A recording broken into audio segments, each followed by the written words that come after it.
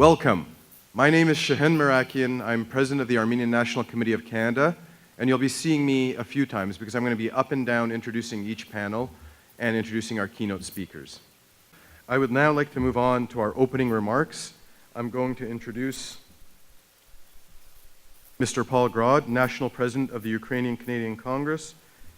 Paul Grod is President and CEO of Rodan Energy, a leading North American smart grid company delivering integrated energy solutions to electricity consumers, distributors, and power producers. Prior to founding Rodan Energy, Paul was a corporate investment banker with CIBC World Markets and a lawyer with Gowling Lafleur Henderson LLP, practicing corporate finance and M&A law. Paul actively volunteers his time with a number of charities and is currently the National President of the Ukrainian-Canadian Congress, which coordinates and represents the interests of one of Canada's largest ethnocultural communities, 1.25 million. Paul is also Vice President of the Ukrainian World Congress. Paul has substantial experience in the electoral process and election monitoring, having led several international election observation missions in Ukraine. And then Paul, most interestingly here, after visiting Ukraine as part of Prime Minister Harper's delegation in March 2014, Paul was one of 13 Canadians sanctioned by Russian President Vladimir Putin and barred from entering Russia. I'm sure it's a big loss. He is a member of the Law Society of Upper Canada and holds Bachelor of Political Science, Bachelor of Laws, and Master of Business Administration degrees. Paul is married and has 4 young children. Please join me in welcoming Paul Grod.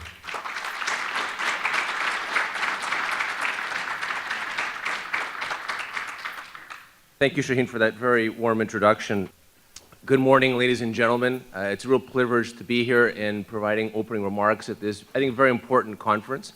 I want to first start off by thanking the Armenian National Committee and the co-sponsors as well with Armenian National Committee, the Ukrainian-Canadian Congress Toronto branch, and the Holodomor Research and Education Consortium for your vision and support for this very important conference because of the topics that we're going to be discussing today.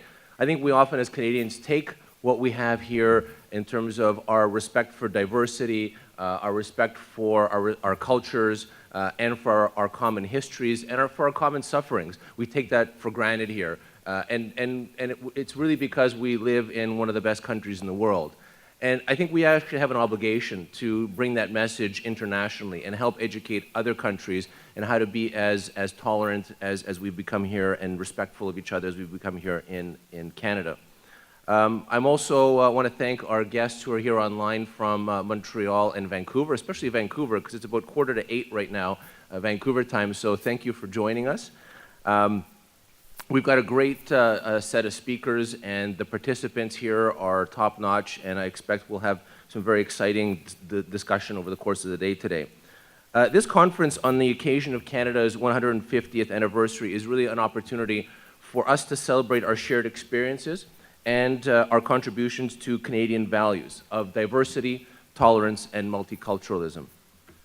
This conference is an opportunity to reflect on and strengthen our shared commitment to protecting and promoting human rights, grounded in the experiences of our communities.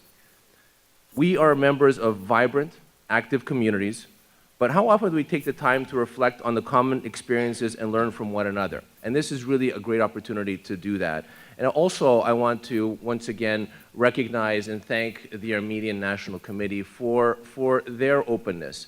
We are often invited as the Ukrainian community, as I'm sure others, including the Jewish community and other communities, are often invited to jointly participate in their commemorations. And the Armenian community does a wonderful job in ensuring that they not only remember their own tragedy, but also ensure that other tragedies are also at the same time recognized. So thank you very much for being as kind and considerate and open to that. We are, this conference is an opportunity to reflect on the contribution of our communities, the evolution of Canadian multiculturalism, overcoming discrimination, intolerance, violence, promoting equality, non-discrimination, and respect for human dignity, strengthening the collective Canadian identity and intercultural dialogue. It's also an opportunity for us to look at Canada's response to genocides of the 20th century. And again, I think that looking at it globally, Canada has probably done one of the best jobs in the world in terms of reflecting on these genocides and reflecting on why they're important to recognize today. Because unless we recognize of what's happened in the past, we won't be tolerant in terms of identifying what the signs of potential future genocides and human rights tragedies are.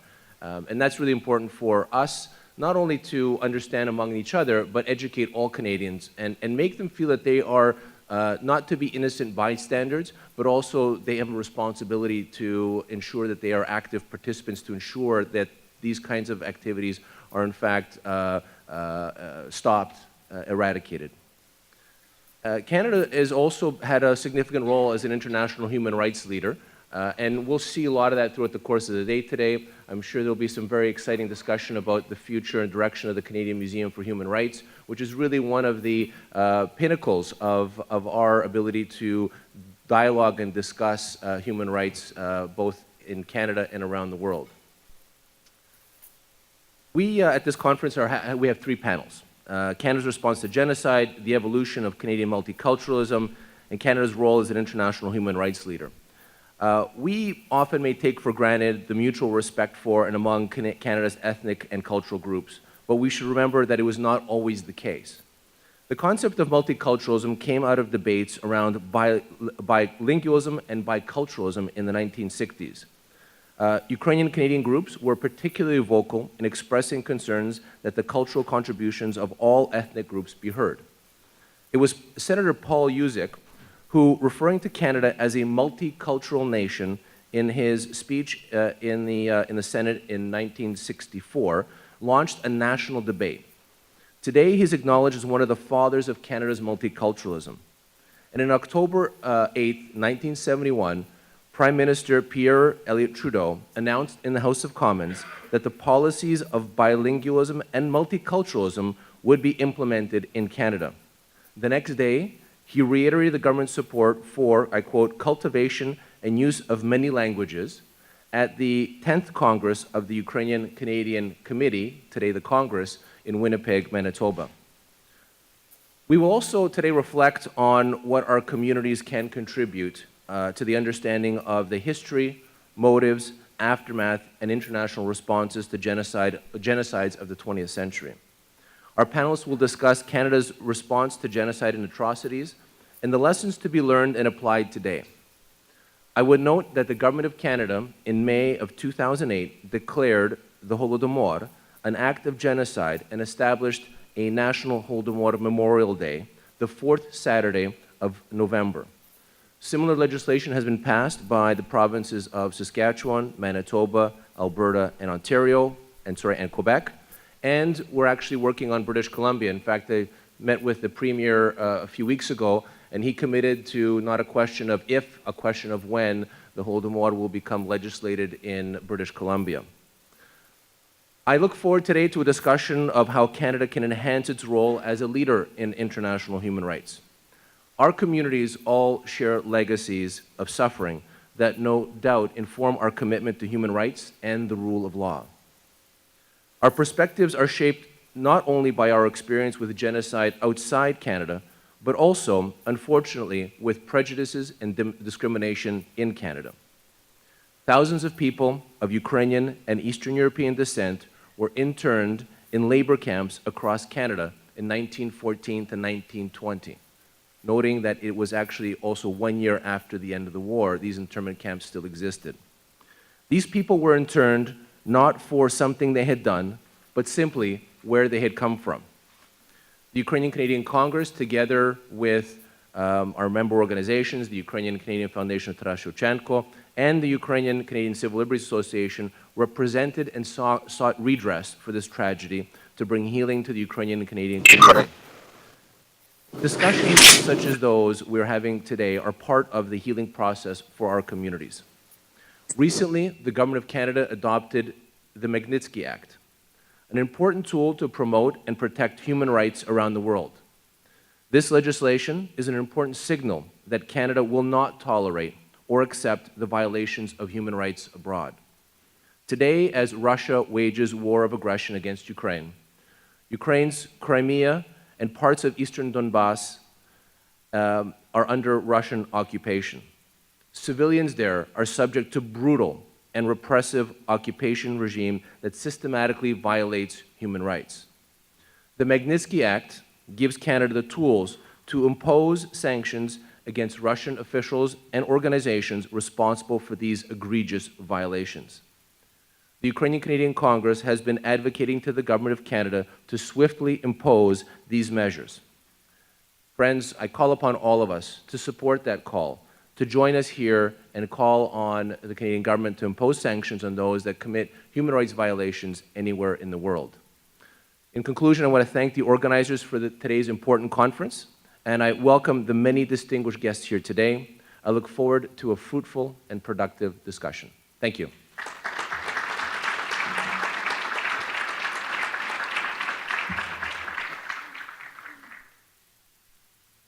Thank you very much for your remarks, Paul.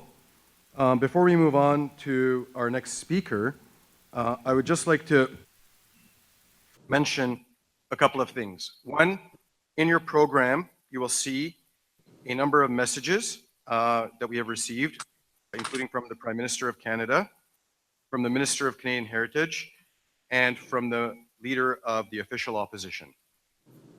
I would add also that this conference is funded by the Government of Canada through the Ministry of Canadian Heritage.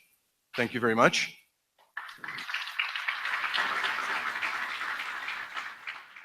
The executive sponsor of today's conference is the Armenian Community Center of Cambridge. Thank you. The conference is sponsored by the Holodomor Research and Education Consortium, the Armenian National Committee of Canada, the Ukrainian-Canadian Congress, and the Ukrainian-Canadian Congress Toronto branch.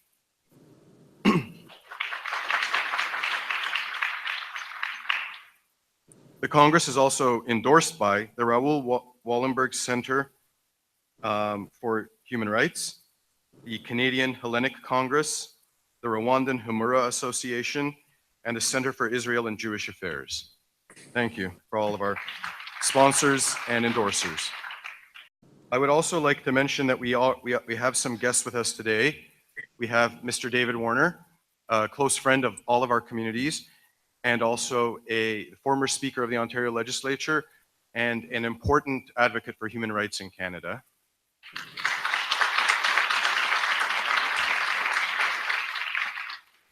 I would now like to introduce our very first speaker. Our very first talk is called Setting the Context, Indigenous People, and our speaker is Jessica Lebranche, Principal Black Feather Law Professional Corporation. Black Feather Law is a law firm that supports Indigenous government. Jessica's practice focuses on supporting Indigenous governments in the exercise of self-determination and advancing their rights by providing legal advice on strategies aimed at affirming self-government, economic independence, territorial stewardship, and cultural sovereignty. Jessica has worked with Indigenous governments in Quebec, Ontario, Manitoba, Alberta, the Northwest Territories, and the Yukon. Prior to launching her own firm, Jessica practiced with firms in Toronto and Montreal who also specialize in Aboriginal law. Her work there focused on modern treaty interpretation and litigation involving consultation and accommodation matters, land entitlement issues, and Aboriginal and treaty rights, including the Crown's treaty obligations with respect to pre-Confederation and post-Confederation numbered treaties. She has appeared before courts at all levels of appeal, including the Supreme Court of Canada and the Federal Court of Appeal. Jessica received her LLB and BCL from McGill University. During her studies, she interned with the Commission for Environmental Cooperation Secretariat, where she worked on submissions on enforcement matters filed against the Canadian government. She also worked as a research assistant at McGill's Center for Human Rights and Legal Pluralism on papers that were submitted to the Truth and Reconciliation Commission of Canada. She is called to the bar in Ontario and the Yukon and is a member of the Indigenous Bar Association. Jessica, welcome.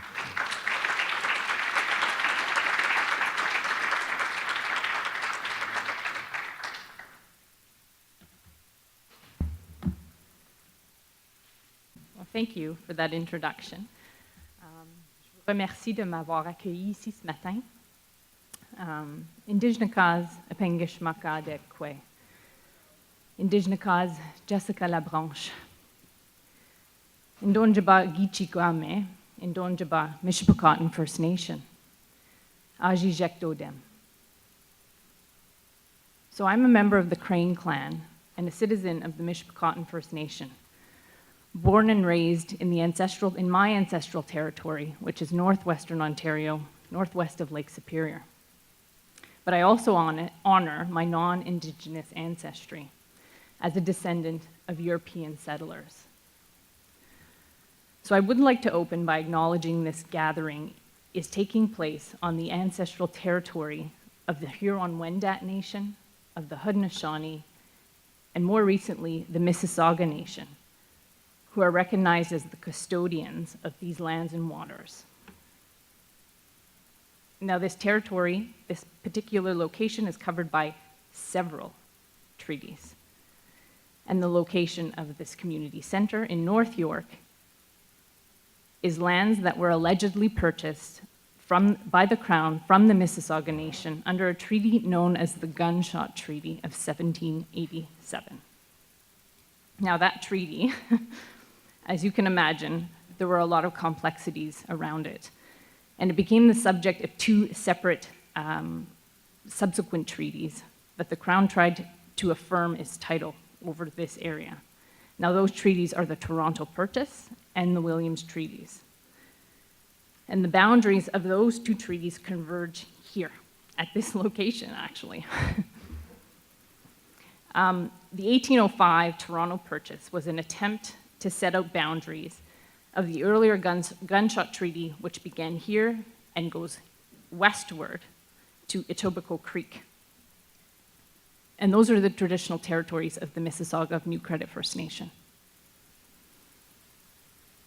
Now, the Mississaugas of Alderville, Curve Lake, Hiawatha, and Scugog Island First Nation are among the signatories of the 1923 Williams Treaties, which covers the remaining portions of the shores of Lake Ontario from this point moving eastward to the Bay of Quinte. Now, these Mississauga nations, as well as New Credit First Nations, have had several land claims battling the government about the interests in this particular territory, and I'm not going to suggest to you that those battles are over. But I wanted to open with this territorial acknowledgement, and the aim of it is to reclaim our collective history, to remind us all that we are all treaty people. Treaties offer non-Indigenous as well as Indigenous peoples reciprocal benefits, and we must acknowledge and honor that. The Crown, working on your behalf, committed your ancestors, committed you, and your future generations to an ongoing relationship with Indigenous peoples who are the stewards of this land.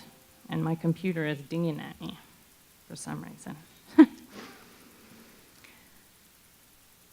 And these treaties form the basis of our Constitution in this country. They represent an attempt to find mutually beneficial terms of coexistence between Indigenous peoples who relied upon their territories for their political, economic, and cultural sovereignty,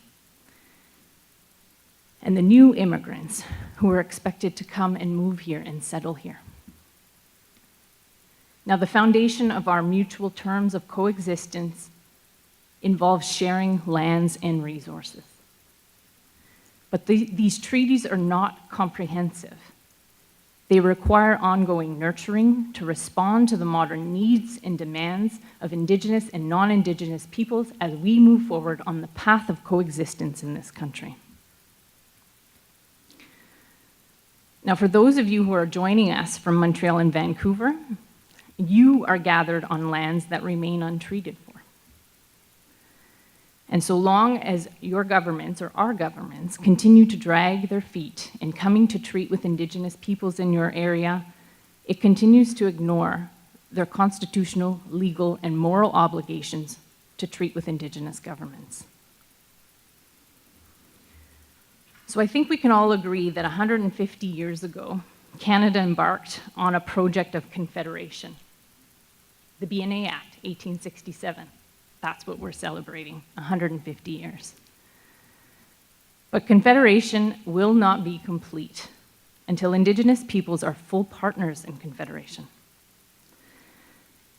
which includes the recognition and integration of Indigenous law and legal traditions in negotiation and implementation processes involving treaties, land claims, and other constructive agreements. That forms a part of the calls to action that the Truth and Reconciliation Commission issued in 2015. And until Indigenous peoples are full partners in Confederation, this country will remain entrenched in its colonial roots, in assimilation, and decolonization will never begin. And by focusing on Canada 150, we erase Indigenous presence and the role that they played in building this nation. So if Canada 150 is clearly not the celebration of the Constitution of this country, what is the significance of Canada 150? What occurred over the past 150 years to give us cause to celebrate? I'm not here to tell you that there is absolutely nothing to celebrate over 150 years. But I am here to tell you that if you are an Indigenous person in this country, the mood is far from festive. And I could probably be here discussing some of the for days, in fact, discussing policies that have impacted Indigenous peoples over the last 150 years. But I want to share for you that for me personally, 150 years, Canada 150, underscores the assimilation of 7 generations of Indigenous peoples.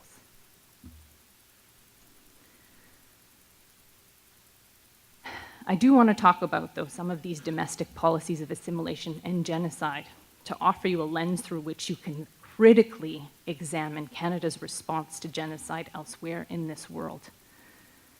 But given the very limited time I have here this morning, I would like to focus on just a few of those policies, beginning with Indian residential schools. Now, most of you may be familiar with this policy, but for those who are not, for more than a century, Indian residential schools separated 150,000 Indigenous children from their families and communities. And in 2008, the federal government issued a formal apology on behalf of Canadians for the Indian residential school system. And in that apology, they acknowledged that the 2 primary objectives of Indian residential schools was to remove and isolate children from the influences of their homes, their families, their traditions, and their cultures, and to assimilate them into the dominant culture. These objectives were based on racist assumptions that Indigenous culture and spirituality was inferior. Children were robbed of their families, their childhood, their dignity, and far too often they paid with their lives. And the impact of Indian residential school policy is immeasurable. Survivors and their families are still living with intergenerational trauma, and they will continue to live with that trauma for decades to come. Now, the government's apology came after an agreed settlement of a class action lawsuit that was filed by the residential school survivors. And that settlement agreement involved compensation for survivors, the establishment of the TRC itself, and an endowment for Aboriginal healing. Now, I raise this fact to you to point out that the government's response to Indian residential schools did not arise out of a genuine desire to reconcile its history of genocide. Rather, it came as a direct result of the threat of litigation. And quite sadly, and I admit, given my profession, the threat of litigation appears to me to be the dominant factor that motivates change for Indigenous peoples in this country. But that's the bias and the perspective that I bring to this presentation.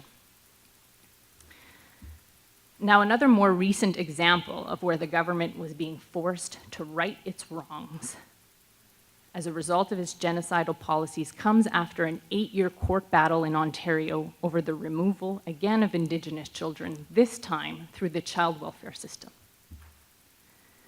This policy is referred to as the 60 Scoop. And at the time when Canada's residential school policy was winding down because mandatory enrollment and attendance had been abolished, the government still needed to deal with its Indian problem. And starting sometime in the 1950s, roughly 20,000 Indigenous children were apprehended by child welfare authorities and placed in the care of non-Indigenous foster and adoptive families. These children lost contact with their families. Neither the children nor the foster or adoptive parents were given information about the children's Indigenous heritage or about the various educational or other benefits that they were entitled to.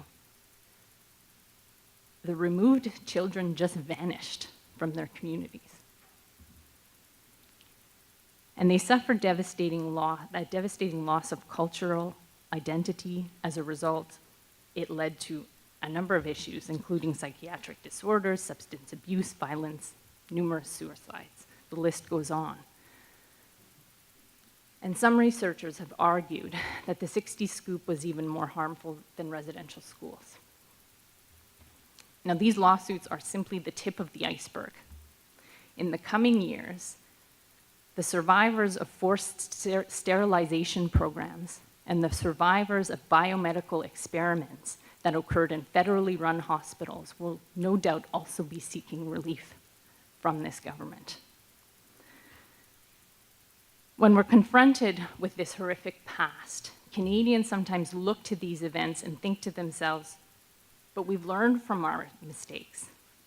We're moving ahead, we're moving forward. We have a charter, we have human rights, we're champions of human rights.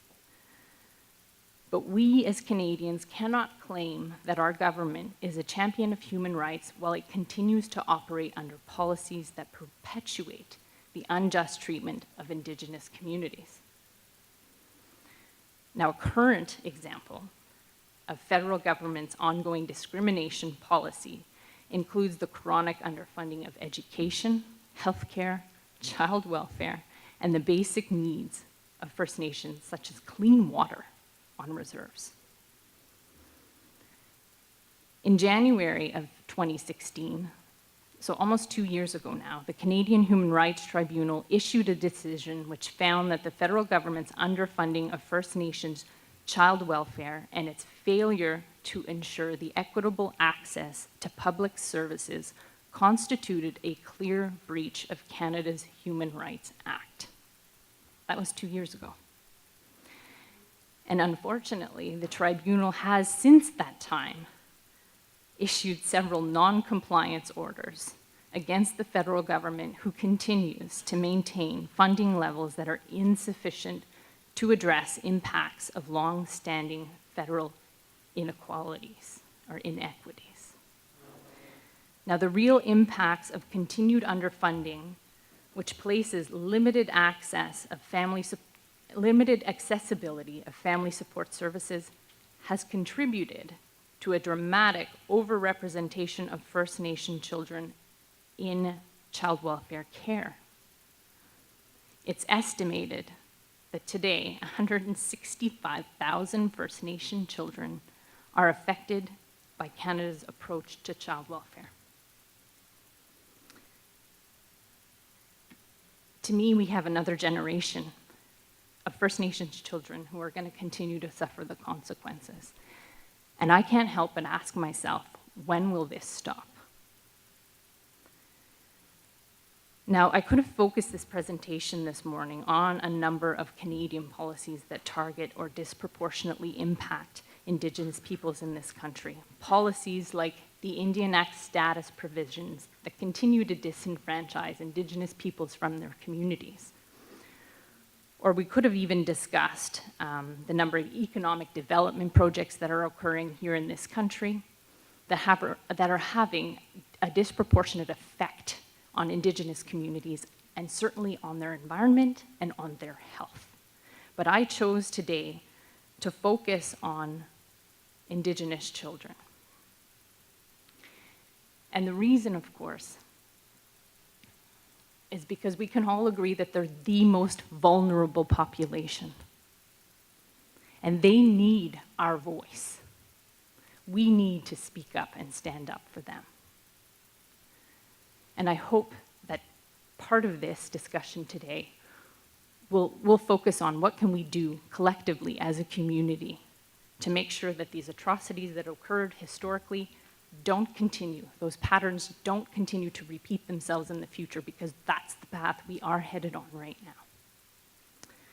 So I'm sorry to leave you with all that doom and gloom, but I hope we do have a constructive discussion on these topics today. And thank you very much for having me here today to speak and open up this conference.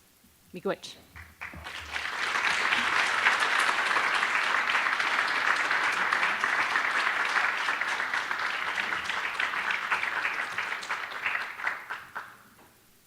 Thank you very much, Jessica, for that. I certainly think those topics will recur throughout today's panels and throughout our discussion. And from that, I'd like to move on to our first panel. I'd like to invite the moderator of our first panel, Mr. Rafi Sarkisian, to introduce the members of the panel. Rafi Sarkisian is an ARS Armenian private school alumnus, class of 1997. He holds a Bachelor of Arts honors in history and a Master of Education from York University and a Bachelor's of Education from Trent University. He holds full principals qualifications and Ontario College of Teachers certifications in the primary, intermediate, and senior divisions. He has worked at the ARS Armenian Private School since 2008, first as a humanities and social sciences teacher and guidance counselor at the high school level, followed by 6 years as the vice principal of the junior school. He is currently principal of the ARS Armenian Private School. Rafi has conducted extensive research in genocide and human rights education and is the founder and former chair of the Sarah Corning Center for Genocide Education.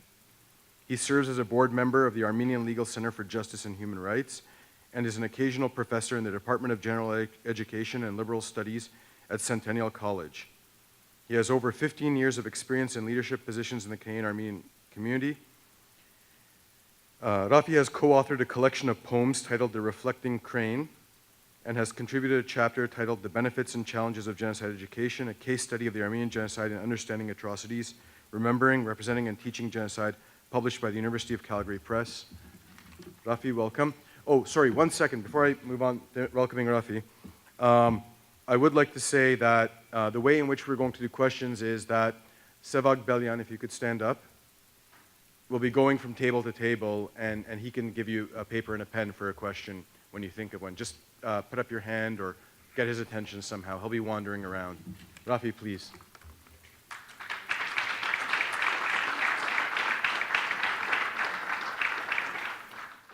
Good morning.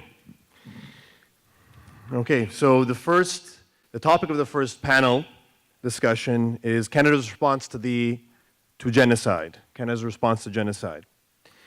And through the expert insight of our panelists, the first panel will take an in-depth look into history, motives, aftermath, and international attention of the various accounts of genocide that occurred throughout the 20th century.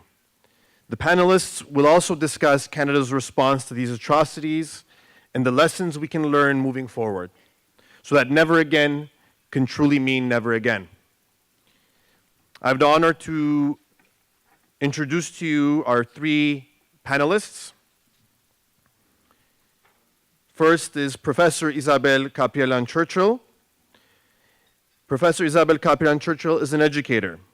She holds the title of Professor Emerita of Armenian and Immigration History in the Department of History at the California State University, Fresno. Isabelle was born in Hamilton, Ontario, where she attended Central Secondary School. She won a full tuition scholarship to McMaster University, and after graduating in honors history from McMaster, she studied at the Ontario College of Education, as it was then called. She returned to Central to teach history and geography before moving to Ryerson Polytechnical Institute, now University in Toronto. After some time off to have and rear her 3 children, she resumed her education at the Ontario Institute for Studies in Education. She graduated in 1984 with a PhD. Her thesis is entitled Sojourners from Keri, Armenians in Ontario to 1915.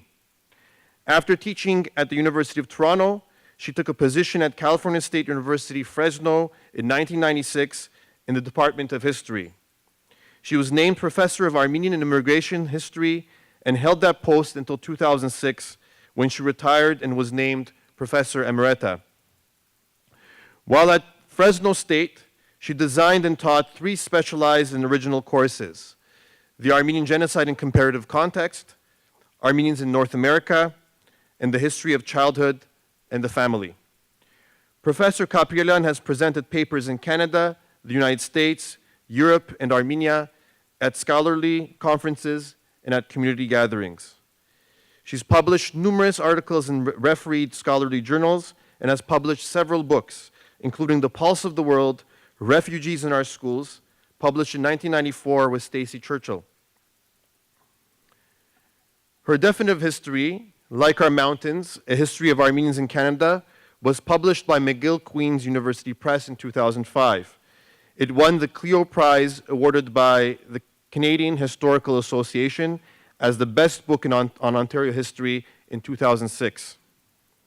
In 2012, her book Sisters of Mercy and Survival, Armenian Nurses, 1900 to 1930, was published by the Armenian Catholicosate Antilias. The book was honored with the Richard and Tina Carlin Literary Award. Professor Kaprielian has produced 2 documentary videos with accompanying teacher guides: The Georgetown Boys, Armenian Orphans in Canada, and Rose's Triumph, the story of an Armenian refugee girl. Welcome, Dr. Kaprielian Churchill.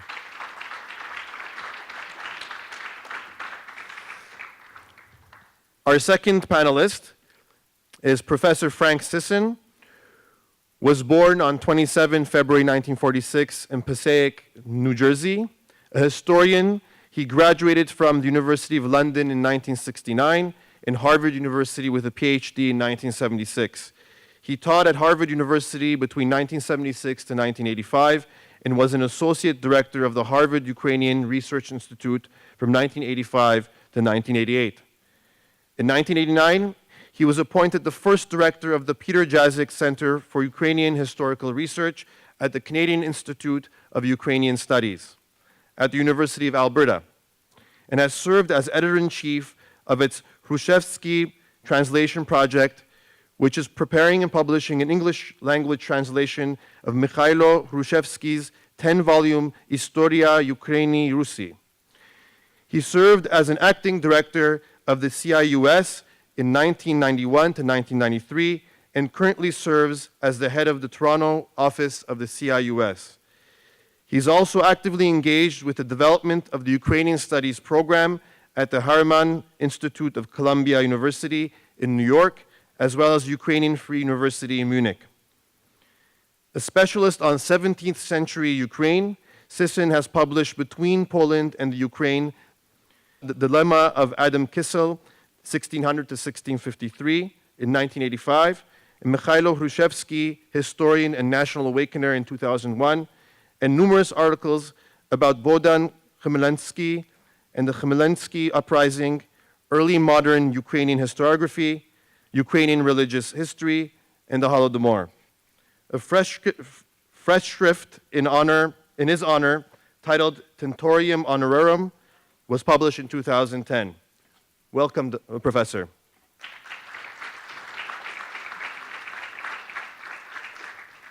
And our third panelist, Garnet Jenis, is Member of Parliament for the Alberta riding of Sherwood Park, Fort Saskatchewan, and a Deputy Shadow Minister of Foreign Affairs in the official opposition.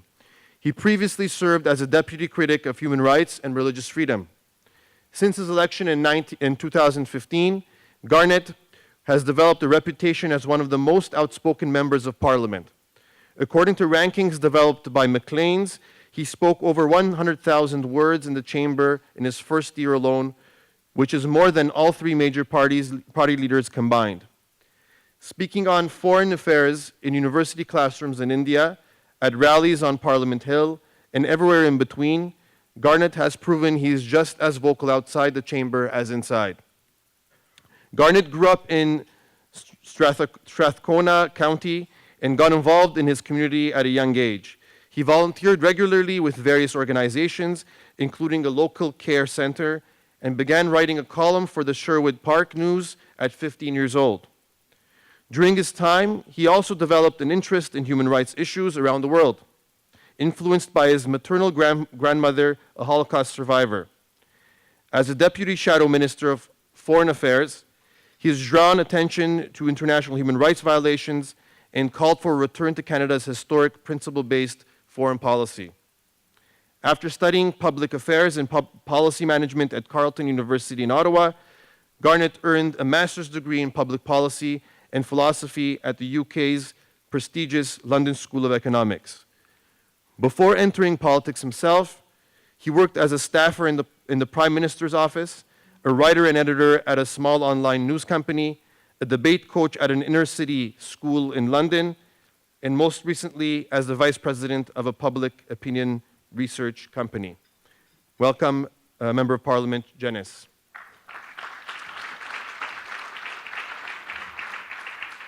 I'd like to invite the panelists to the podium on the stage.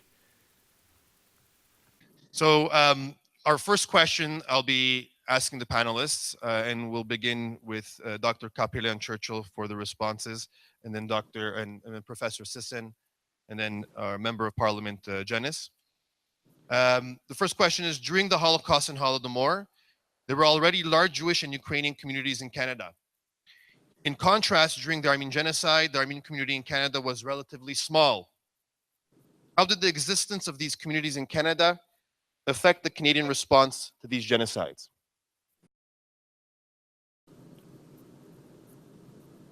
I will trace three parallel responses to the Armenian genocide.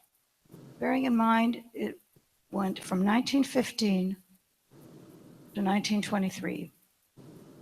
The first one is the Canadian government's response, with special emphasis on the immigration policy, regulations, and practice, that is to say, the immigration program. The second is the response of the Canadian public, with an emphasis on Canadian Protestantism, and thirdly, the role of Armenian Canadians. A number of precedents were set in Canada in the early decades of the last century. In many respects, the Armenian experience became a prototype of later developments.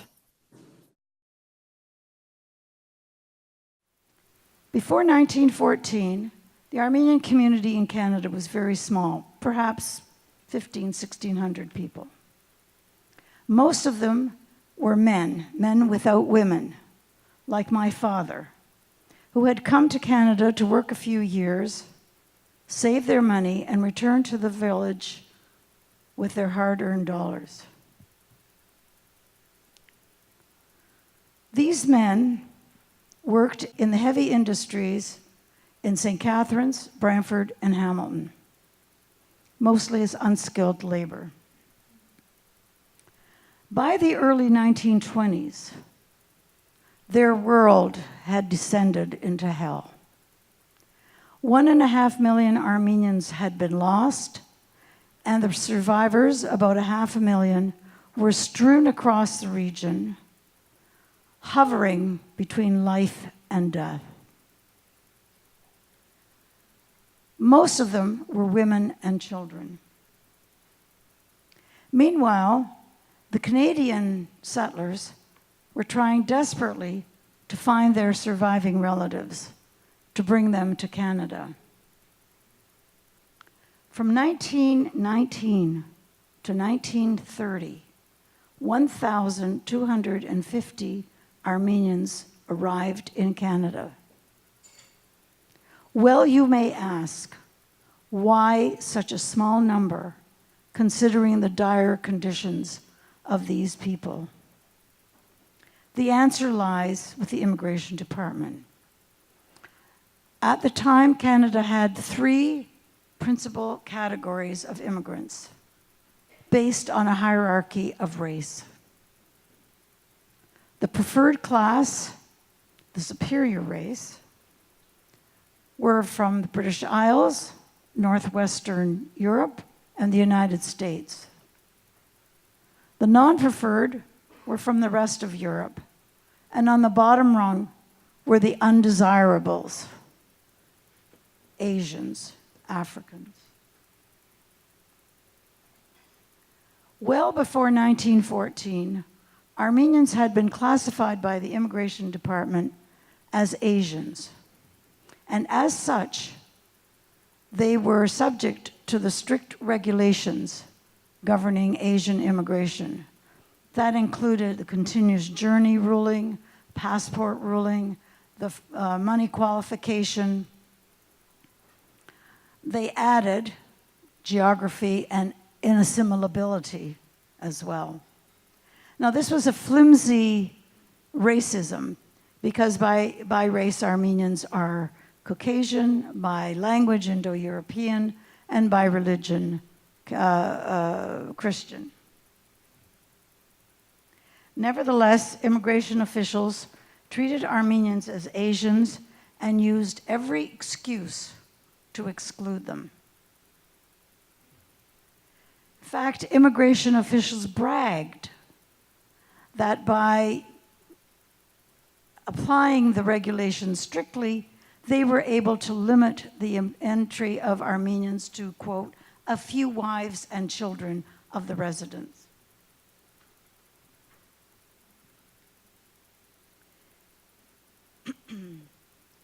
In dealing with the Armenians, immigration officials honed their skills and refined their rationales to use them later on other groups. Armenian Canadians tried desperately to change the classification in order to bring in their people, but their pleas fell on unsympathetic ears. As I've mentioned, most Armenian Canadians were working class men, not rich, not powerful.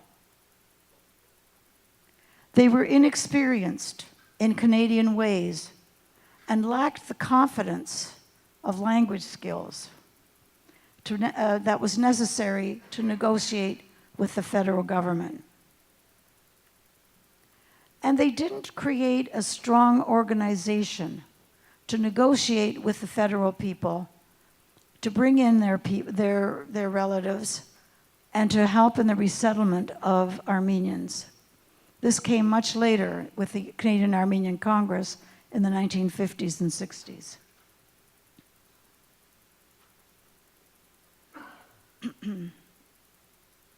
Seen from an international perspective, Armenians could not rely on a single state, not even a parent state, to intervene on their behalf to negotiate with the federal government.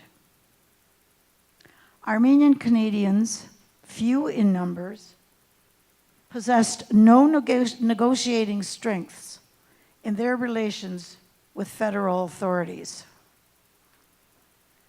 Senior officials did not miss the weakness of the Armenian lobby, and with their customary prejudice, brushed aside individual Armenian attempts to help beleaguered compatriots. Yet all was not dark and hopeless.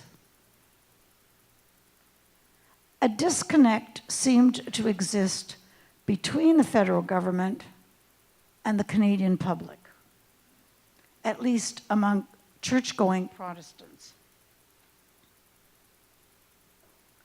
They were influenced by Canadian Protestant missionaries who were working among Armenians in the Ottoman Empire. Missionaries informed their congregations and friends about events pertaining to Armenians and Christianity in the East. By doing so, they brought the world to Canada and drew their followers into the wider scope of humanitarian commitment to human tragedy. When the genocide began in 1915, Canadian newspapers described the expulsion of Armenians from their homeland, the massacre of law-abiding civilians, confiscation of Armenian property, and the looting and burning of Armenian churches. As they had done in the past, the newspapers denounced the Turkish government's unrelenting aggression against Christians. The plight of the Armenians touched the hearts of Canadians.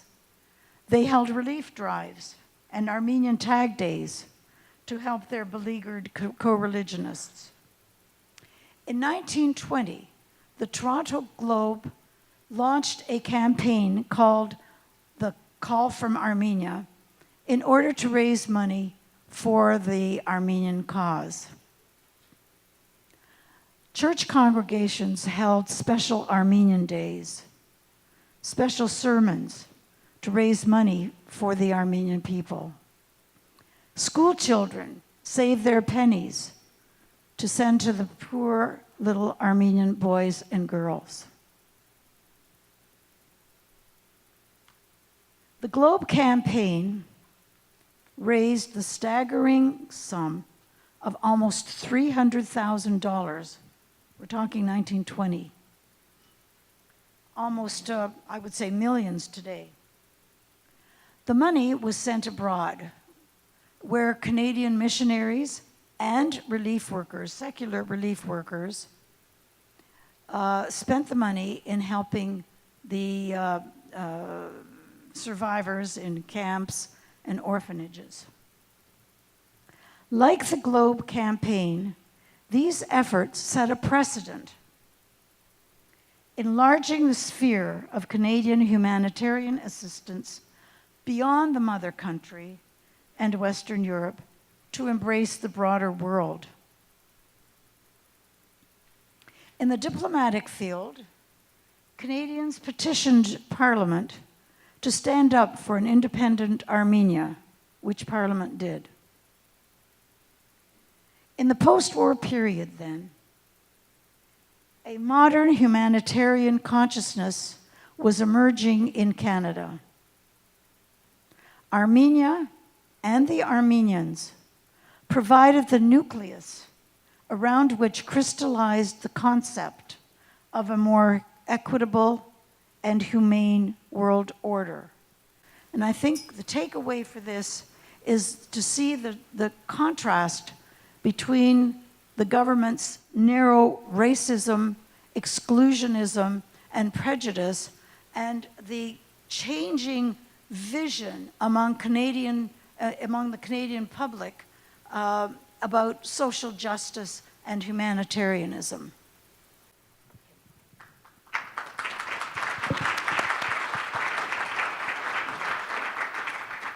Thank you, Dr. Kaprielian Churchill. We'd like to move on to Professor Sisson. Yes, thank you. I think it's always good to mention one's sources. So I can mention hot off the University of Virginia Press, a book by Serhii Tsipko, Starving Ukraine, the Holodomor, and Canada's Response. I draw a lot of material from this, which is a study of the Canadian press of the 1930s, largely, both Ukrainian and the general Canadian press. Now, of course, as was mentioned in the question, the Ukrainians were in quite a different situation. There were up to 300,000 Ukrainians in Canada at the time of the Holodomor in 1933. Our statistics are not always precise in these matters. They constituted a very important part of the population of the Canadian prairie. And as such, they were noticed by Canadian government officials and already had elected representation to the Canadian Parliament. On the other hand, they were a group who, as relative newcomers, were the other in much of Western Canada. That is, they had been viewed, as was mentioned in the earlier presentation, as non-British stock and therefore not preferable emigration. They were still the foreigners and under a certain suspicion. Now, the Canadian-Ukrainian community grew in the 1920s and 30s in part because of American immigration policy. In 1924, American immigration policy did not permit many Central and Eastern Europeans into the U.S., and that redirected an immigration to Canada that partially was composed of, like the prior immigration, largely of peasants from Western Ukraine, but also had a considerable political component of groups who had fought for Ukrainian independence and lost in 1917-20. And the issue brought up in the earlier presentation of statehood is extremely important. Ukrainians did not have a state. They were divided between Poland, Czechoslovakia, Romania, and the largest part were part of the Soviet Union, part of Soviet Ukraine. In many ways, the reconstitution of the Russian Empire into the Soviet Union was an outcome of the Ukrainian struggle for independence of 1917-21. That is, the decision by the victorious Bolsheviks to reconstitute that state in many ways was because they had to deal with a resurgent, not only Ukrainian, but of course other kinds of national movements as well. But Ukrainians were the largest part and therefore extremely important. I think to Armenians, one understands quickly the difference between Western and Eastern Armenia, and in many ways think of that constitution in the Ukrainian case. The immigrants from Canada came from the areas outside the Soviet Union overwhelmingly. That is, by the area that was not affected by the Holodomor. And in fact, in Canada itself, the largest group who had relatives affected by the Holodomor were in fact the Mennonites, because there was a large Mennonite community in Ukraine, and they had the most direct family contact. The other major issue of differentiation is that the famine was denied by the Soviet authorities. Now, if anyone who looked at the matter realized that the Armenian genocide had occurred, that Armenian survivors were reaching Western Europe, the United States, and other such countries and told their tales of what had happened, this was not the case for the Ukrainian Holodomor. That is, survivors did not reach the West and Canada until after World War II. And therefore, the Soviet authorities had considerable success in denying that any famine had occurred, and above all, that any intentionality of the famine and its use against what might be called Ukrainian national aspirations, above all, against Ukraine. And meanwhile, and just to give you an idea of the numbers, in the first few months of 1933, sometime between January and June, we now estimate at least 3.5 million people died. We're not sure on these estimates. That is, this was a massive death, and not caused by, as most famines, a drought, lack of harvest, but by seizing the foodstuffs from the people who produced it. That is, actual teams going in, seizing all of the food supply, and therefore confining that population to death. Now, I mentioned the issue of the Soviet government and its policies, and much of the Canadian response also can be related to what attitudes were towards the Soviet Union. And they were very varied in the 1930s. Above all, a Canada facing the Depression and its own economic problems, fearful of leftist movements in its own country, and fearful of the rise of Nazi and rightist movements in Europe.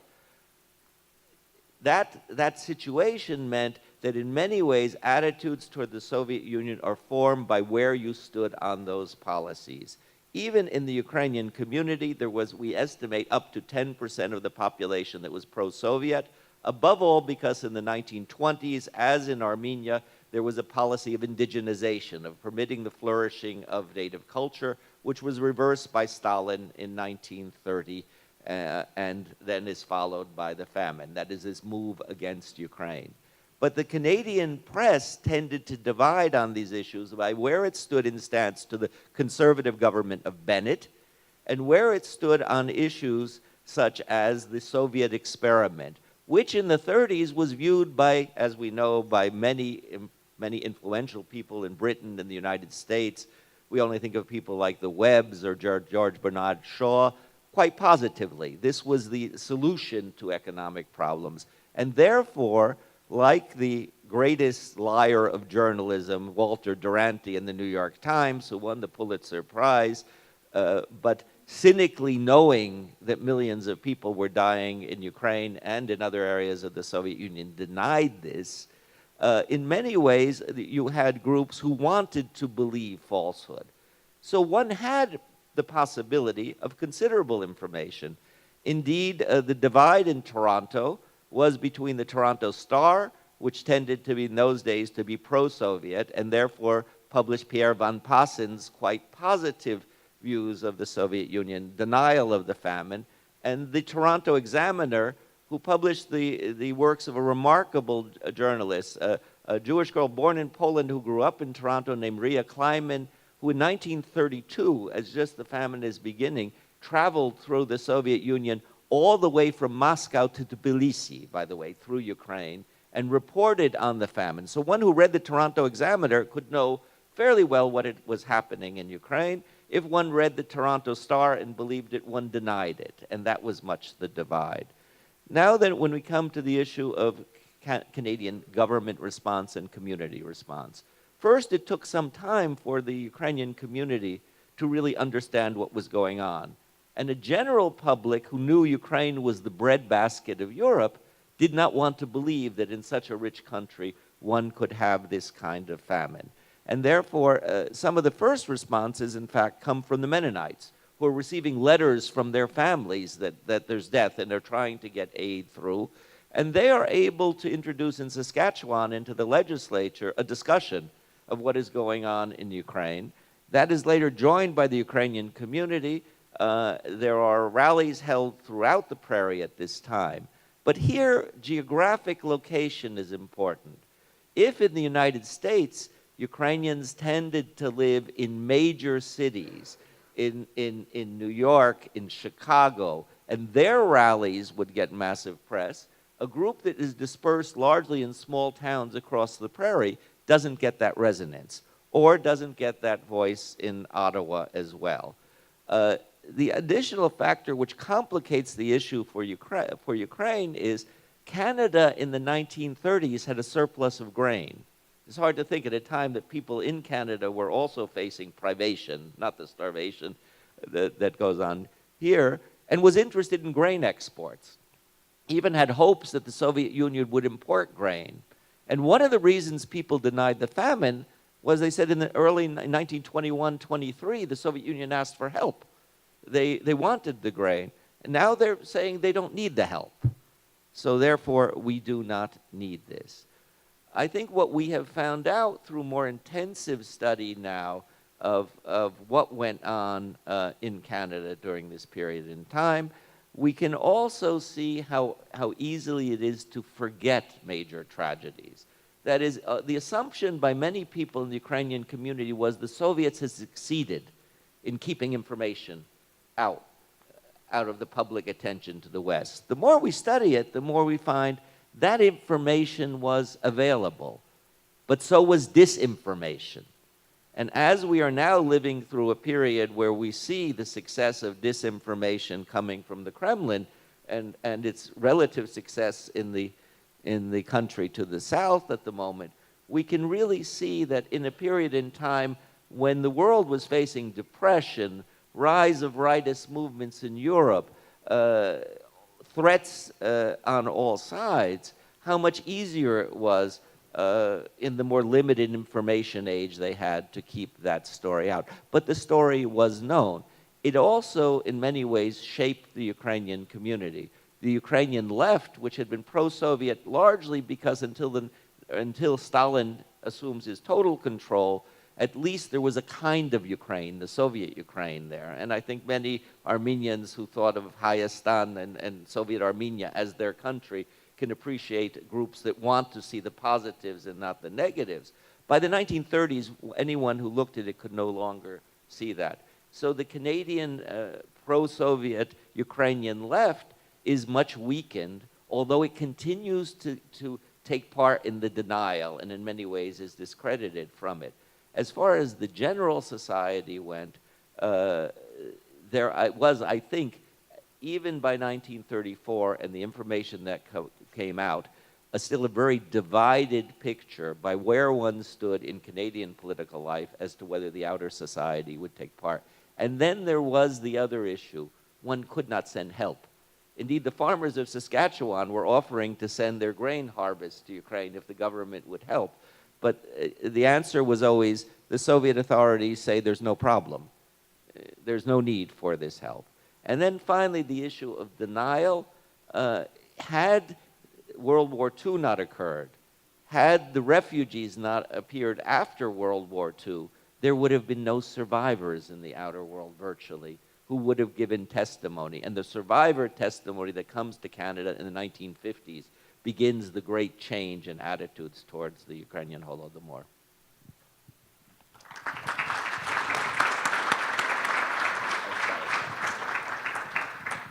Thank you, Professor. We're going to be now inviting Member of Parliament Janice to present to us via online. Thank you very much. Can you hear me okay? Excellent. Well, thank you so much for including me in this important event, in this distinguished panel. It's an honor to be with such great and thoughtful experts. I am particularly appreciative of being included, despite the fact that I can't be with you physically in person. I'm abroad as part of some Foreign Affairs Committee work, so I unfortunately was not able to be there, but appreciate the opportunity to present nonetheless.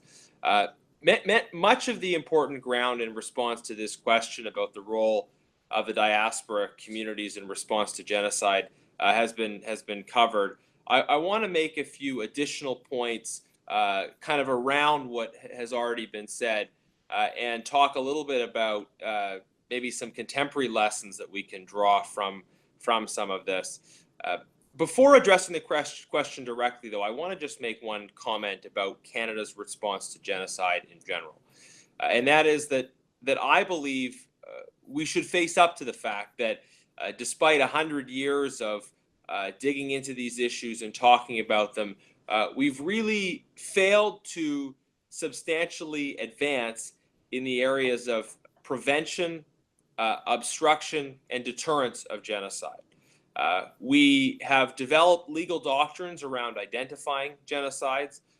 We have progressed in terms of recognition, in terms of understanding the importance of education around these terrible crimes.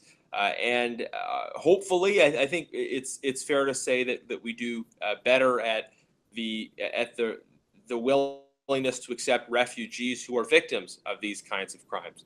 But in terms of identifying and stopping violence against the innocent while it's happening, I think it is fairly clear if you look at kind of the continuing pattern throughout into the later 20th century and early 21st century, that nations, that non-state actors still undertake this kind of violence, and the international community, sort of every time something comes up, we wring our hands again and say, well, on the one hand, how come we let things in the past happen and we didn't do more about them?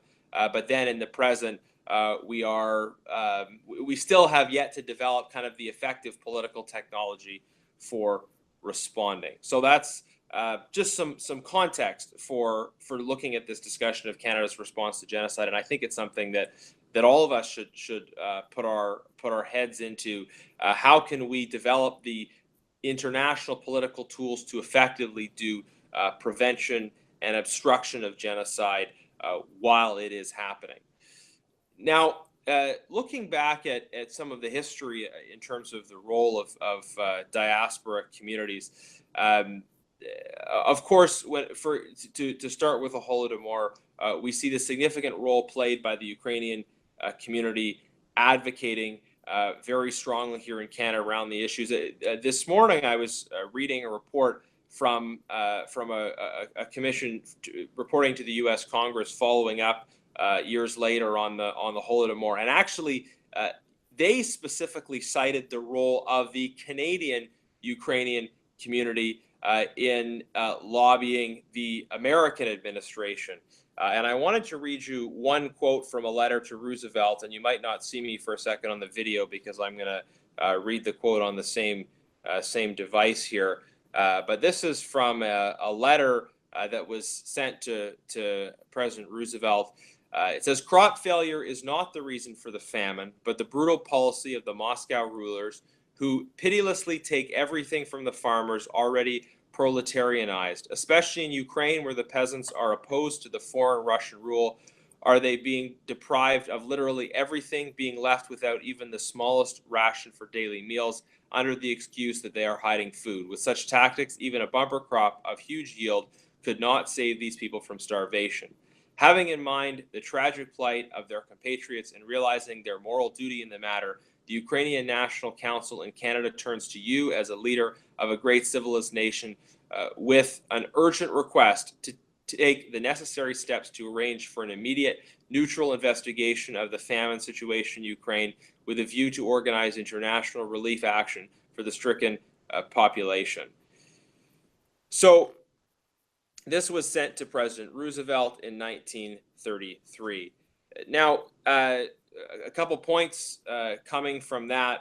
I guess the first one is that and other instances already mentioned show the active engagement of the Ukrainian community, but also that there wasn't an obvious solution even that the community could propose to the Canadian government, to the U.S. government, in terms of what, even if there was full engagement, full recognition of what needed to be done, which of course there wasn't. But even if there had been, the solution being proposed even by the community in that particular letter was a commission of inquiry. There's other points where people are advocating the greater involvement in providing relief and humanitarian aid.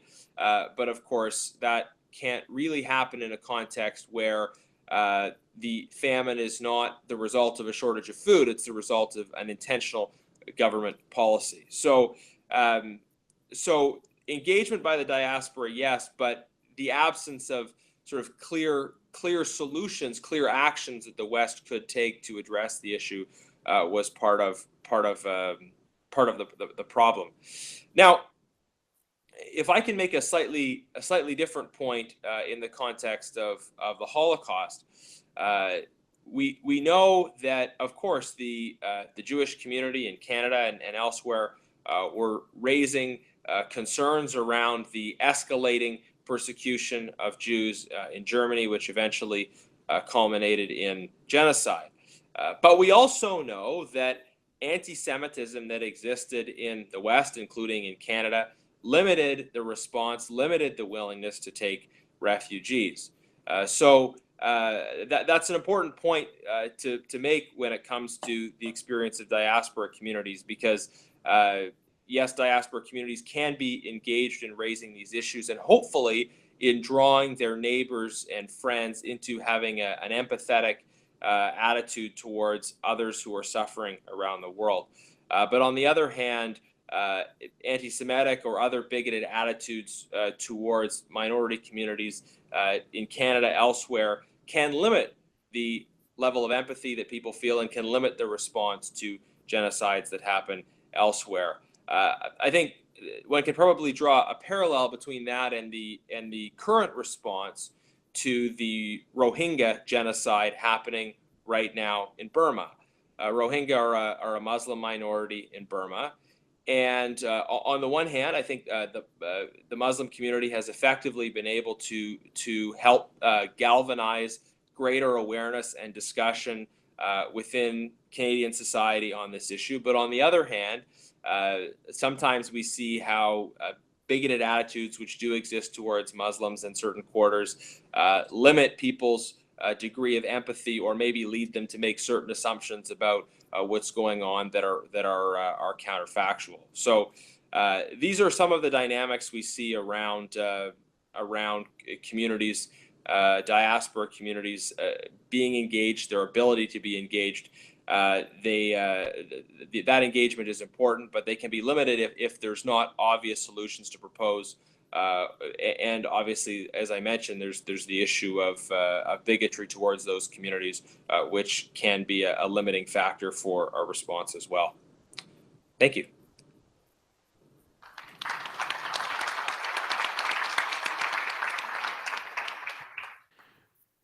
Thank you, MP Janice. We're going to take questions from the audience, and the first question is going to be coming from Montreal. So once we do connect, we're going to have someone's going to be asking a question. Okay. So we'll move into.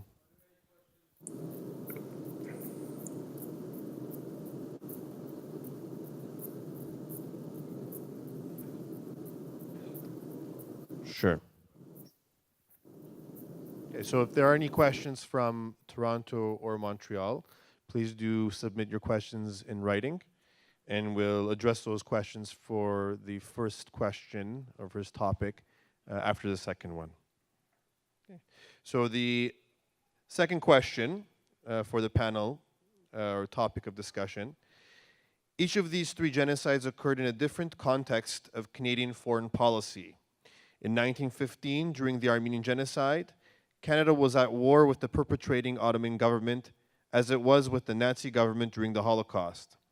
This was not the case during the Holodomor in Ukraine, when there were even pro-Soviet sentiments. To what degree did the international situation affect Canada's response to each of these genocides? We'll go in the same order. Following the armistice, Armenian and non-Armenian agencies began a program of search and rescue, and also of relief, rehabilitation, and resettlement of Armenian refugees. The most important and the largest was the Near East Relief, an American agency. But the League of Nations was also involved, especially in the search and rescue operations. Canada supported the League of Nations and contributed to the League of Nations. So there, as a country, then we were engaged in this international arena. However, the Canadian government did not want any part of the resettlement of refugees, of the permanent resettlement of refugees. They were Europe's problems. They were Europe's responsibilities. In fact, there was widespread suspicion of refugees. The prospect of the world's poor coming to Canadian shores raised class fears. Why, people asked, would we want all these paupers here? Because for sure, they are going to make demands on the public purse.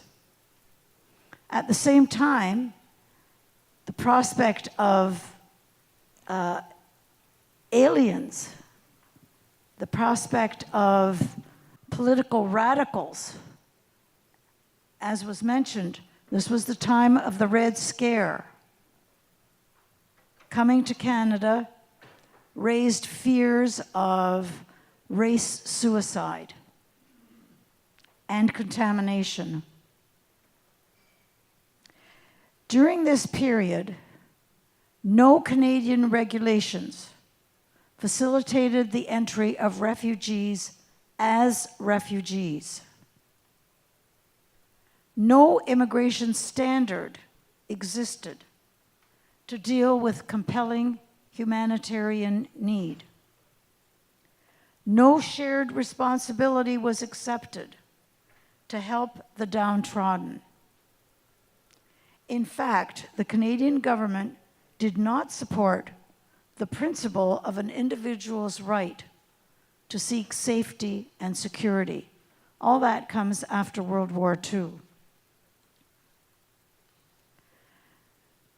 Immigration officials made it clear that they were not to give any privileges to refugees. So the Armenian survivors were caught between a racist vice and a refugee stranglehold. Still, it was not dark, not all dark, and hopeless. Two very important events took place.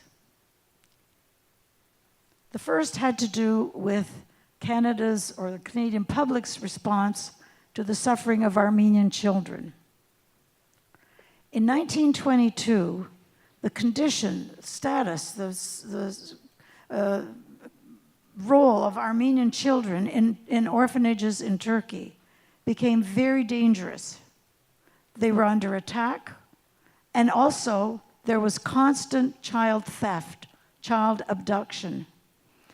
Recognizing the perpetual danger for these children, the Near East Relief decided to evacuate thousands of children from Turkey. Now, these children had already had a very difficult life, and now they were uprooted again, and they were dispersed, and they needed a new home. In Canada, a group of ethnic, religious, and business leaders, mostly non-Armenians, there were 2 Armenians on the executive committee, joined together to help Armenian survivors. And now they turned their attention to these orphan children. After considerable negotiations with the federal government, and after considerable pressure on the federal government, the Armenian Relief Association, as this was called, or the HREC, managed to get the government to agree to a token 100 orphan boys.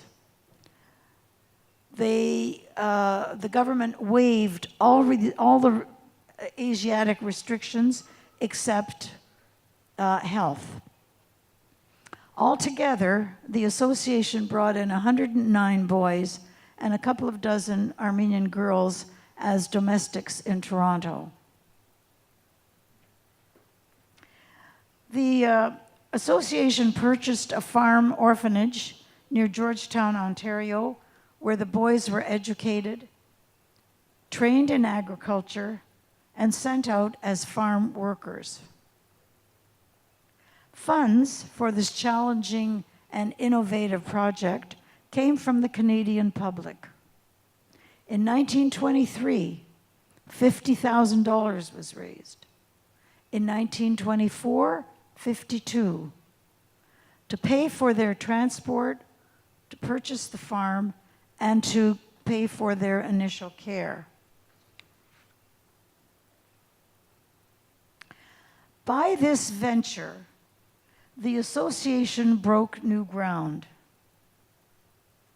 It was the first interfaith and inter-ethnic organization in Canadian history to facilitate the resettlement of refugee children.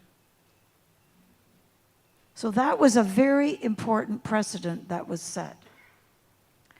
The second victory occurred in 1932. The Canadian government awarded Armenian Canadians approximately $300,000 as compensation for their losses in the Ottoman Empire, both personal and material. Now, the government was very careful to say that this was a solace, not reparations. However, the money came from the Canadian portion of reparations paid to Britain, and also came after many, many years of detailed, meticulous investigation into the Armenian losses. 72 years later, the Canadian government, in spite of opposition by Ottawa bureaucrats, especially foreign affairs, and in spite of meddling by the Turkish government in Canada's internal matters, the Canadian government recognized formally the Armenian genocide in 2004.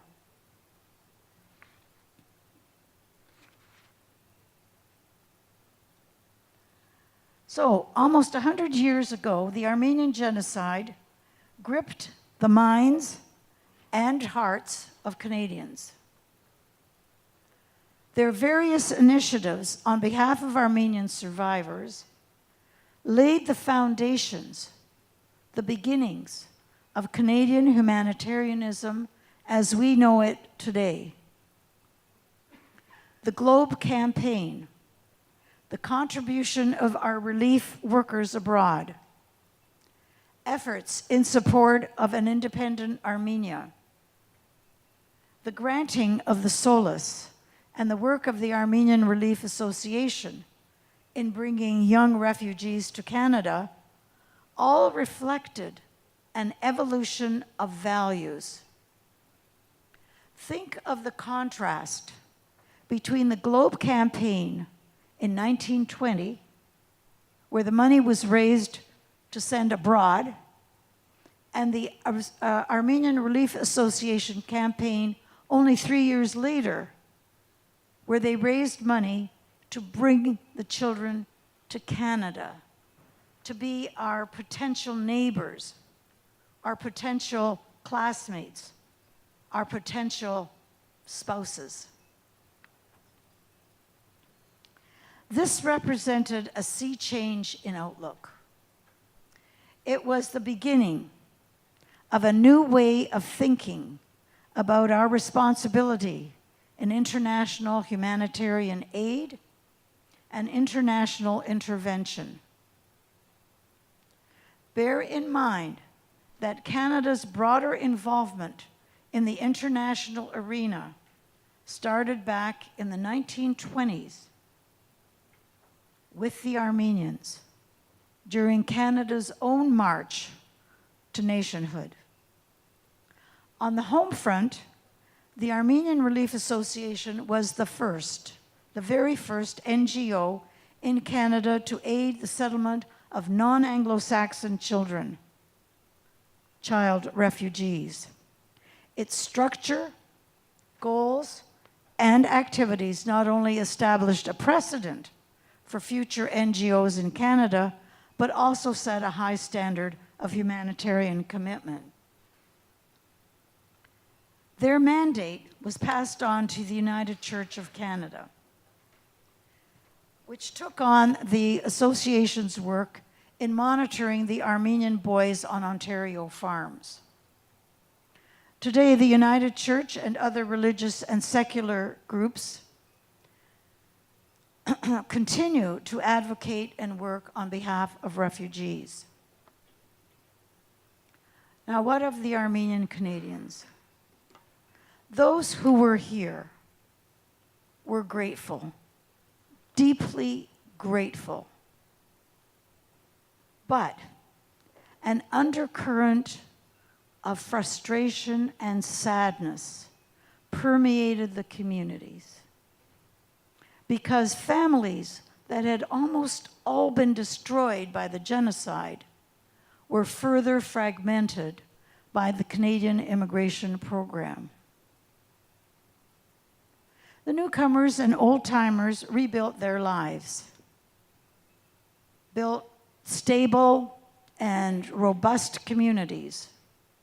They were hardworking, law-abiding, model citizens. And they had a belief, a strong belief in the promise of education. And they gave their children the best they could. I'd like to conclude by telling you the story of my friend Rose Bedrosian. Rose was a very bright and spirited woman. She had barely survived the genocide. She lived in St. Catharines. She was a charwoman.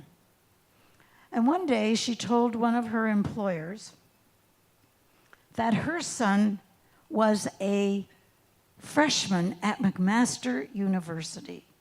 Can you imagine what it meant to her to have her son at university? Well, the employer looked at her disdainfully and huffed. I don't know why your son has to go to university. Why doesn't he just go and work at General Motors like his father? And Rose shot back. That's why I'm scrubbing your floors, so my son can go to university. He graduated with high honors with a Bachelor of Science in Chemistry. Now, the survivors, Rose, all the other survivors, contradicted by their determination. They contradicted that lingering and disturbing view that all refugees, all genocide survivors are beggars. They're always hungry, they're always starving, they're always looking for a handout. And by their example, Armenians showed Canadians that the most desperate people, the neediest, even children, possess basic human rights.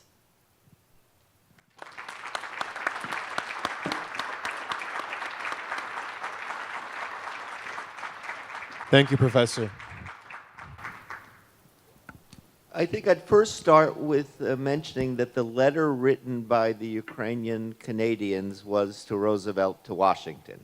And I think we have to look at the reality of what foreign policy, how it was formed, and what Canada's role was in the 1930s. And in fact, Washington and London still made a great deal of significance for if one wanted to influence the outer world. Now, what was happening in Washington was Roosevelt was about to recognize the Soviet Union, as he did in 33. The American-Ukrainian community had mobilized against this and, of course, failed, that is, in those circumstances. And this was viewed by those who wanted information to come out on the Ukrainian famine as a mark against Roosevelt and the Democrats that I would argue to this day still affects Ukrainian-American political life. But the Ukrainian Canadians were writing there in hopes that somehow the United States could get involved. London, a Ukrainian Canadian headed the Ukrainian Information Bureau in London, which was established by American Ukrainians, but staffed by a Ukrainian Canadian. And that London Bureau was one of the major sources of information internationally on the famine in these days. Now, it wasn't in Ottawa, I grant you that, but of course it was a strategy to be followed that London and Britain would be extremely important, and through London they would reach an outer world. Now, that does not mean that the Ukrainian community did not want to influence policies coming from Ottawa as well, and I think it tries to do so. Then the other is how Ukrainians change from the period of the internment. Now remember, the Ukrainians are interned during World War I because they are Austro-Hungarian citizens. They are enemy citizens or aliens or come from the Austro-Hungarian Empire. And that internment, to a great degree, hurt the Ukrainian Canadian community in its organization. It caused a number of people, we will never know how many, to change their names to try and avoid this as a situation. But it also meant Ukrainians begin this period as coming out of being those foreigners who are not only not British, but are also allied to enemy powers. And then the Bolshevik Revolution comes, and although these Ukrainians, only about 10 to 15% of Ukrainians came from areas that had been the Russian Empire, but then Ukrainians are viewed as also suspicious aliens, Bolsheviks involved in the Winnipeg strike, and therefore to be watched with certain circumspection as to what they can do. And then after 24, as the immigration gets redirected of political emigres from the US to Canada, but because of the American immigration policies, one suddenly has arriving in those who struggled for Ukrainian independence, those who often want to overturn the Versailles settlement, of which Canada, in league with the British Empire of that time, is part of the victorious powers. And Ukrainians are rather the groups that want the borders redrawn of Europe, that want to establish Ukraine out of territories of Western Ukraine in Poland, Czechoslovakia, and Romania, but also, in many cases, hope that the Soviet Union will not endure, that they will be able to form those policies. So all of that greatly complicate how Ukrainians can then approach the Canadian government. Now, in the 30s, because Bennett was a strong anti-communist in every such way, the Soviet Union was not viewed as positively. But when we talk about Canada and its role during the Holodomor and activities in Ukraine, a large part of it, what we know, come from Canadian engineers who went to work on projects in the Soviet Union because there was no work in Canada. Stalin's industrialization policy was offering for a small group, but still important group of people, an opportunity to work in the Soviet Union. Given that situation of the depression in Canada and the rather hopeless situation for many due to the unemployment, which stretches right up until 39, it is much more difficult to organize something out of Canada. To say that Canada has a policy, to the degree it had a Soviet policy, to a degree it could respond to the Holodomor. So in the end, the interest of Canadian government was an interest of internal political considerations above all. I don't say there was no moral element by those who would be affected by the story, and generally Canadian society outside could be influenced by that. But in many degrees, it showed that a group which was able to, in the case of Luchkovich, the representative in the parliament, to give a speech in parliament on the famine that's going on in Ukraine, came because the Ukrainian community was numerous enough to have political influence, but on the other hand, not numerous or powerful enough to really reshape those policies. And then, of course, and in justification for those Canadians involved, the ability to get out the disinformation made the story not clear. And as soon as the story is unclear, it is easier and easier and normal in most situations for any political elite to try and avoid those issues. And so the great changes come after World War II with the arrival of the survivors, which the much greater organization of the community, which the ability of the community to influence not only the provinces of the west of Canada, but the national government that moves it up. And then unlike the problem, say, the Armenian community had of having a NATO member as the let's say, descendant, or to a degree descendant of the state that perpetrated the genocide, in certain ways, the Cold War helps the Ukrainian community in its situation. That is, although the Soviet government denies until its end, till 1989, that the Holodomor had occurred, the fact that Canada becomes an opponent of the Soviet Union makes it easier for the Ukrainian community to get its story through and to influence government.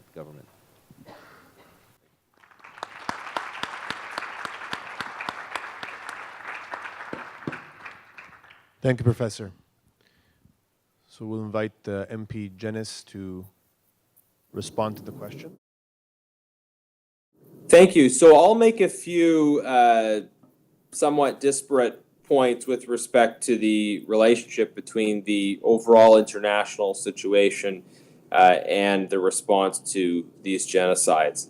The first is with respect to this discussion of pro-Soviet sentiment. Of course, this is very true, and what strikes me looking at the history is the similarities between that reality and the present reality. That reality being one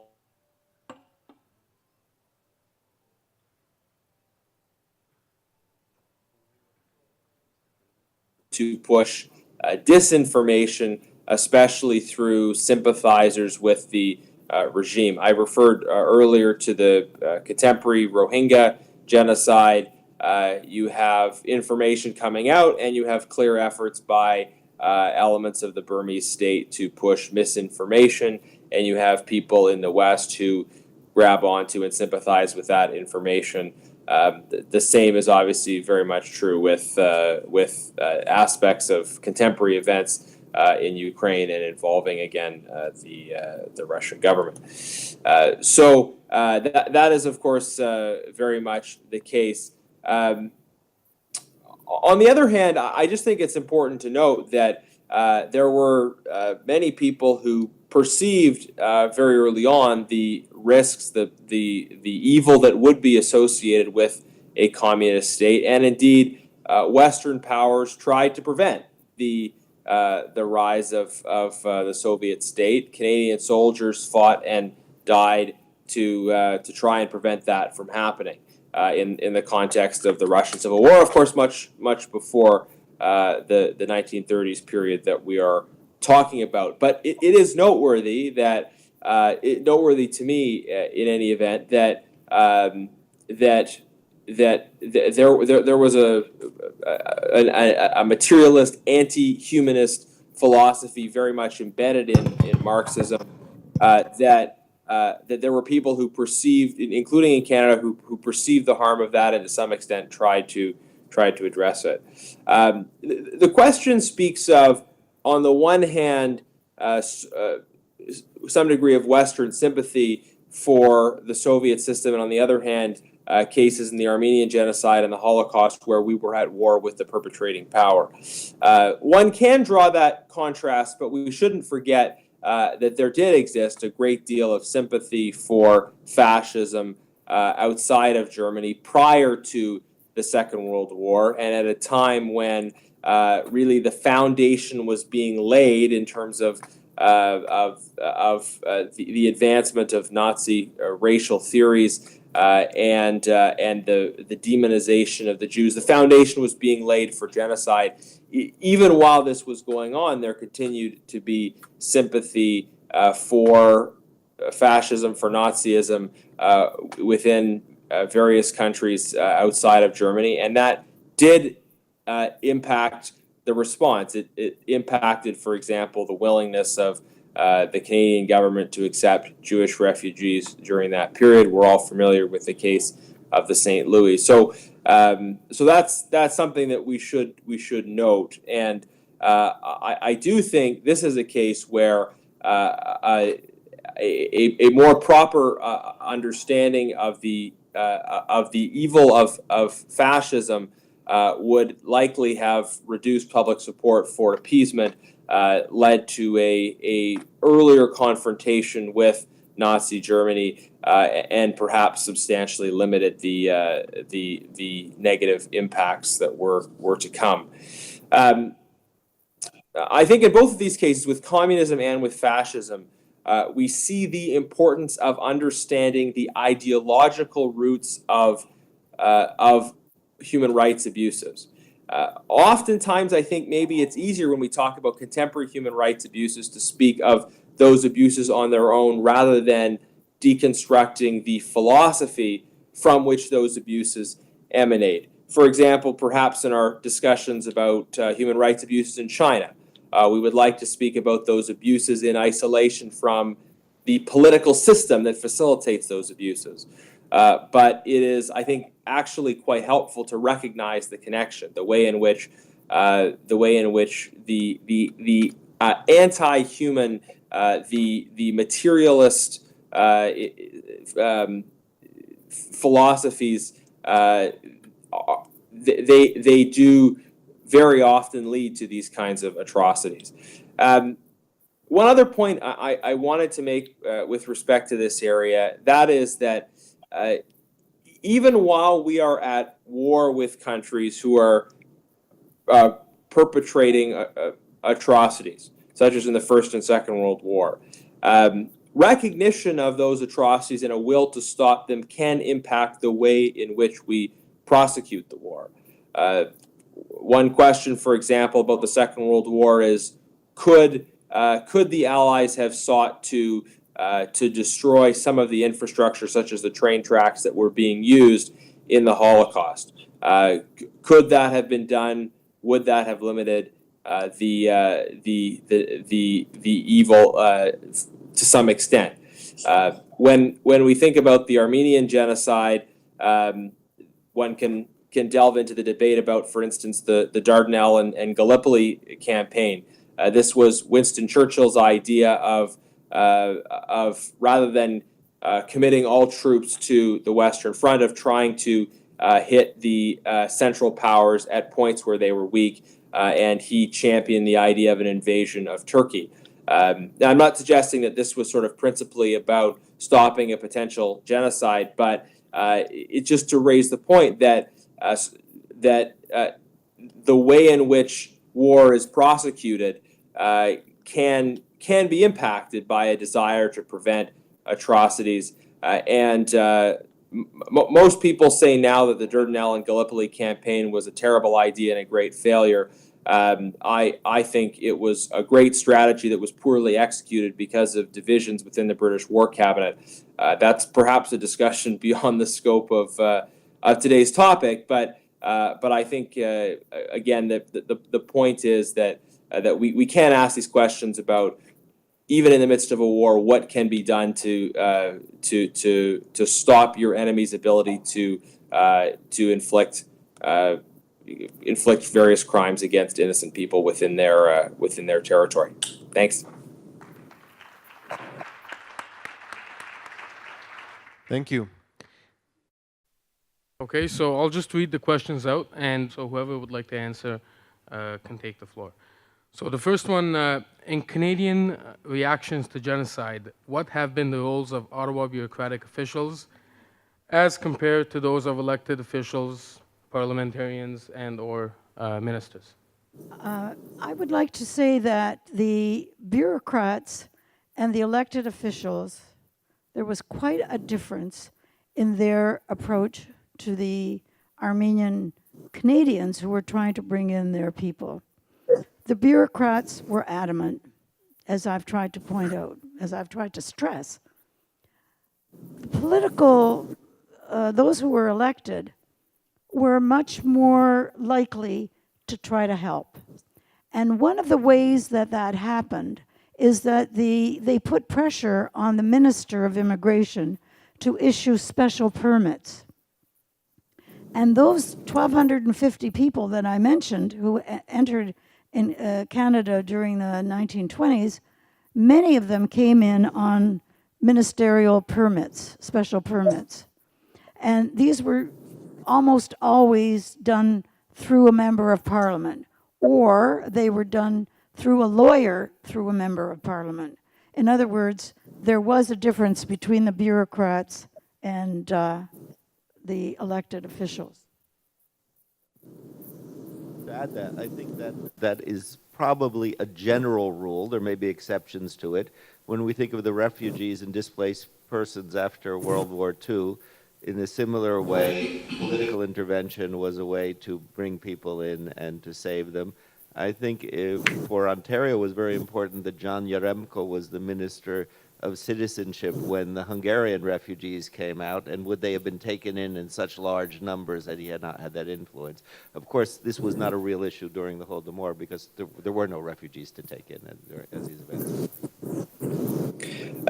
And from my perspective, just kind of exploring the question from a contemporary standpoint, my sense is that members of Parliament tend to be relatively more responsive to what people in Canada are saying, in particular, in this context, diaspora communities. The public service tends to be most responsive to kind of existing protocols, but also a sense of the importance of preserving international relationships.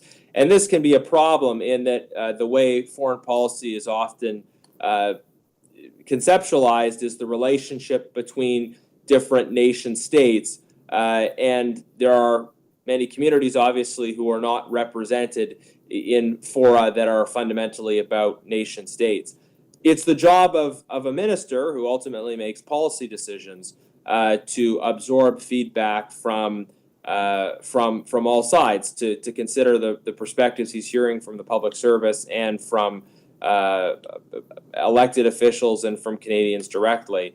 I think sometimes in these cases, ministers can get overly captured by the public service, but there is a balance in terms of evaluating the best response to emerging situations around the world.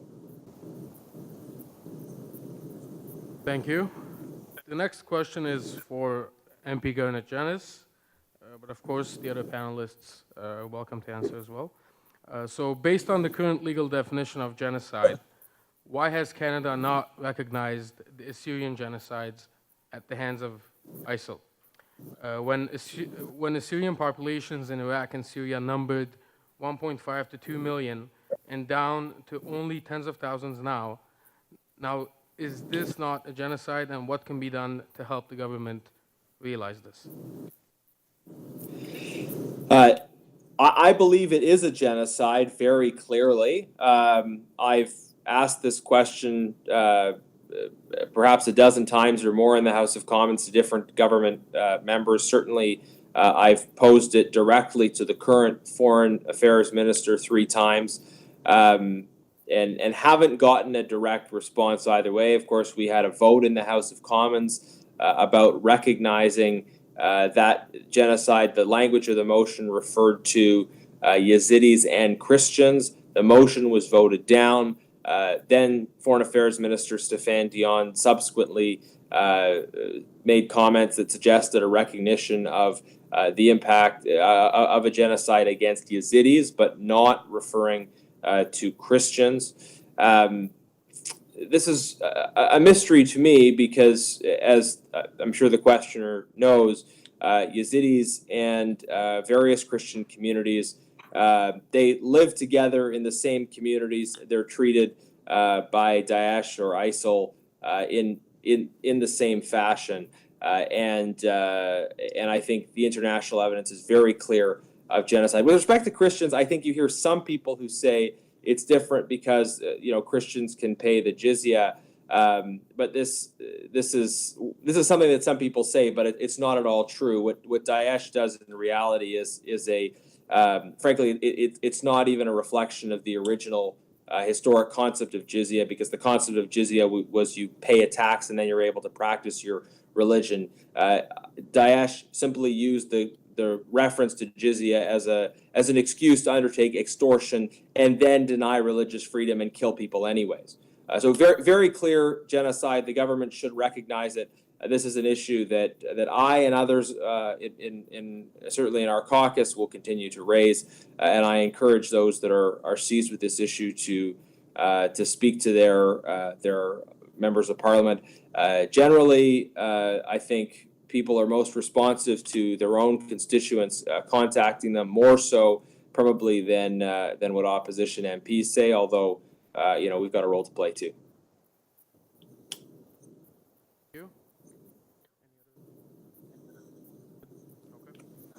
The next two questions, actually, we can combine them. So, was the Holodomor recognized as a genocide by scholars, countries, etc. at the time? Any kind of acknowledgement? And the other question that could be incorporated, has the U.S. recognized Holodomor? So, of course, the first issue is when genocide and the Genocide Convention comes, which is afterwards, as with the Armenian genocide, so that the recognition issue it really is an issue that comes after 1948. The issue of the degree of recognition, as I said, was furthered by the Cold War. Certainly, the U.S. Response of Congress has been towards genocide. It was much easier than in the Armenian case because, as I mentioned, the difference of the NATO membership, and certainly in Canada, as we heard in the introductory remarks, both the government and 5 provinces by now have recognized the Holodomor as a genocide. The issue of scholars. This is a much more complex issue. The real study of the Holodomor as a scholarly study really only dates from the late 1970s and the beginning of the 1980s. The major issue is why it took so long, with all the people studying the Soviet Union, for scholars to take up the issue of the famine in Ukraine. I think I've tried to write on this, and you're supposing why people don't write things is a very difficult thing to decide. But I think there was a certain tendency, first of all, because of the problems of archives and sources. And then I think something most people who are involved with the various genocides can say, the desire to devalue survivor testimony. That is, this was not viewed, somehow survivors were biased, and therefore, and of course the only group one could could reach until the late 1980s were the refugees who had fled after World War II. And also a certain, if you have a power like the Soviet Union, which can let in scholars to use archives as it chooses and deny it as it chooses, one finds one's graduate students shy away from topics that are going to get them into trouble or get them turned down. So the Soviet Union had, in some ways, a remarkable way of still influencing the scholarly world, or scholars who chose not to address this specifically because they had other very worthy projects they wanted to pursue. So it was better to avoid this issue. Once Robert Conquest wrote The Harvest of Sorrow in 1986, which was the great change on it, it got involved. But the political issue did not go away. Soviet historiography was divided between that point, the so-called totalitarian school, those who believed that Stalinism was a totalitarian system, and the so-called revisionist school that wanted, following some German historians, to look at Soviet historiography very different. And the right-left divide continued even after the Soviet Union. Today, there is much more of a consensus because we have much more material. Thank you. We have 4 more questions, actually, so we'll make it quick. 5 minutes? Okay. Yeah, I'll pick this one. Basically, the question is asking for the panelists to comment on this statement. So Phil Fontaine, previous chief of the Assembly of First Nations, called on Ottawa to recognize Canada, to recognize the atrocities against the Aboriginal people as a genocide, alongside the 6 other genocides that Canada has recognized, especially in relation to the research by James Dashik, who joined the conversation with his book, Disease, Politics, and Starvation, and the Laws of Aboriginal Life. What do the panelists have to say in terms of Canada's reluctance to recognize the acts, the human rights violations against the Indigenous people as genocide? Okay, we'll start with MP Garnet Janis. Okay, I don't know that I have a great answer to this one, insofar as I don't feel that I have honestly the expertise on this particular situation to say what particular descriptor there is appropriate. Obviously, terrible things have been done to our Indigenous people at various points in our history. Maybe just a couple comments on the definition of genocide. The definition of genocide does entail an intent to eradicate.